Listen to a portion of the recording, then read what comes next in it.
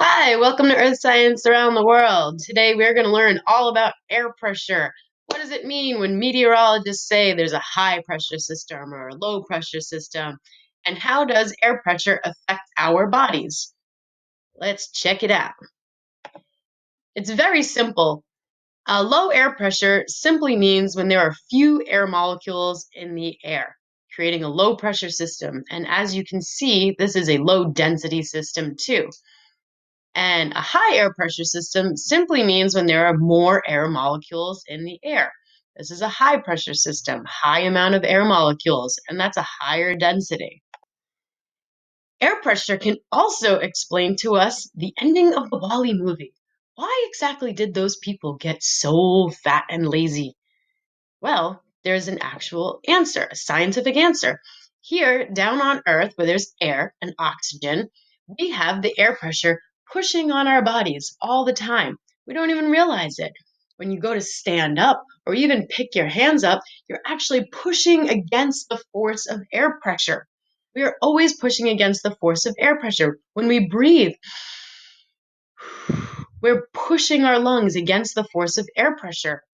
You see, in space, with zero gravity, there's no air to push against. We don't have any air to push against, so our muscles get really lazy, our lungs get lazy. Everything about us gets lazier because we simply don't have this resistance of air. It's zero gravity. We're in a state of floating. And that is what happened to the people in Wall-E. It wasn't just that they got lazy, they actually weren't working against air pressure, and their muscles declined and their organs declined as a result. When we look at air pressure in terms of weather, cold air is typically more dense and associated with a high pressure. Warm air is less dense and is associated with low air pressure. Air pressure is measured with a barometer, and it's a very simple instrument here. If the air molecules on the surface increase, it actually pushes down on the mercury in this dish, which would cause it to rise up the tube. And that's where you get your reading of air pressure. Now, if the air pressure were to decrease down here, then it would release the pressure on the dish, causing the mercury to decrease down the tube, reading a lower air pressure. Very simple instrument, this barometer. You can even make one at home out of a balloon. Air pressure also answers the question, why does the wind blow? Have you ever thought, why does the wind blow? Well, it's a very simple explanation. Air molecules do not like to be crowded. See all these air molecules in this high pressure system all crowded in?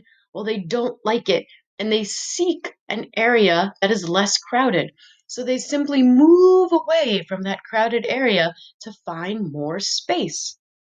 And when you have air moving, doesn't that sound like wind?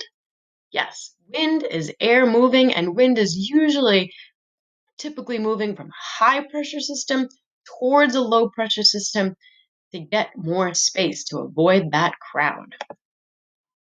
How does this work in weather? Well, if you have a low pressure system here, it kind of acts like a vacuum. Now you have those high pressure systems out there, and those high pressure air molecules want to leave the high pressure space to find the low pressure, and they come towards the low pressure. Now it's a low pressure, low density. Low density things, do they rise or do they sink? Low densities rise. So these low density air molecules rise up. They cool when they reach the upper atmosphere because the temperature up there is cooler. They form a cloud, condense and form a cloud, and then that cloud will eventually form rain if it's a warm temperature or snow if it's cool temperature. So these low pressure systems, they suck in the air from the surrounding area and push it up, cools, reaches the dew point, and comes back down in the form of precipitation. And so you have these high pressure systems, high pressure, high density. Do they rise or sink? High density sinks. So it pulls the air out of the upper atmosphere, leaving nice, clear, sunny skies.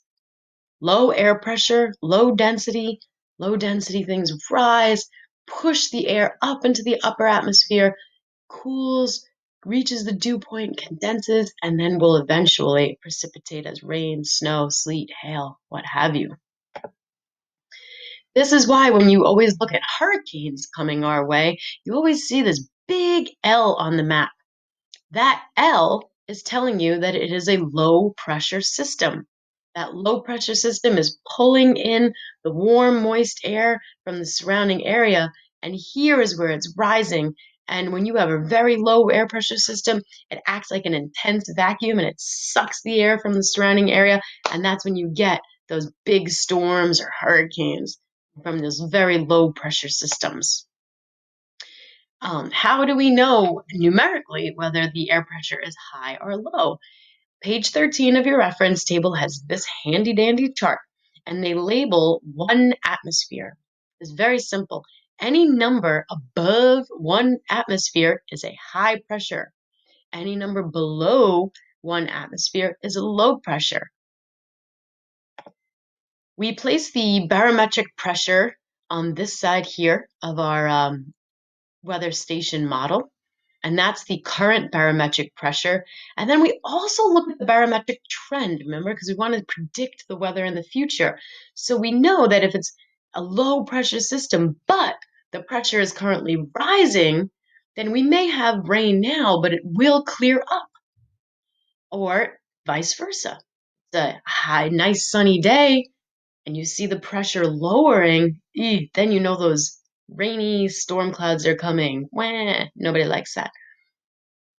So this trend and the current pressure are both important to look at. And so remember, high pressure system, happy, brings sunny, clear skies, cooler and drier weather. Low pressure system, lousy, brings stormy weather, warmer and wetter weather. Air pressure. All right. That's it for air pressure. Now go outside and feel that resistance of the air, work your muscles, appreciate that we live down here on Earth and not up there in space, because we can keep our muscles and organs and lungs strong by going out and exercising against that air pressure. Mwah. See you next time.